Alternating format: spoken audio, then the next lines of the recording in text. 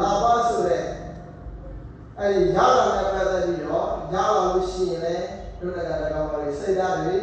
မောင်းပါဖို့မာနတွေရှိဖို့လိုဘူးလားမလိုဘူးလားမရဘူးအလားပါနော်အဲ့ဒီမရလာတဲ့ပတ်သက်ပြီးတော့တို့တက္ကသိုလ်ကောင်ပါလေမရလို့ရှိရင်လည်းဝမ်းမလဲကိုမိမိကိုတတိဝေဖို့မလိုဘူးလား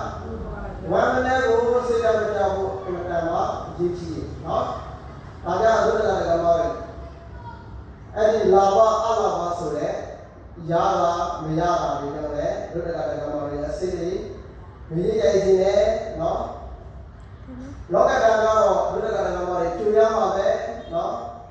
တက္ကသိုလ်ဘဝမှာရလာရှိမယ်တက္ကသိုလ်မရလာရှိမယ်ဒါလေးကတို့တက္ကသိုလ်ကောင်ပါလေနော်ဘယ်သူမှရှောင်လွဲလို့မရဘူးနော်နည်းနည်းရတာနဲ့များများရတာပဲပွားမယ်နော်လောကမရတာနဲ့နော်လောကမရှိရပဲပွားမယ်ဟုတ်တယ်မလားဒါကြောင့်တို့တက္ကသိုလ်ကောင်ပါလေအဲ့ဒီလာဝဆိုတဲ့ရတာနဲ့ပဲပြီးတော့လေတို့တက္ကသိုလ်ကောင်ပါလေကိုလောဘမဖြစ်ဖို့အလာဘဆိုတဲ့တို့တက္ကသိုလ်ကောင်ပါလေမရတဲ့နဲ့ပဲပြီးတော့လေဝမ်းမလဲဖို့ဒီလိုစိတ်ကိုမကြည်မချမ်းဖြစ်ဖို့အမှန်တမ်းမှာရည်ကြည်ရနော်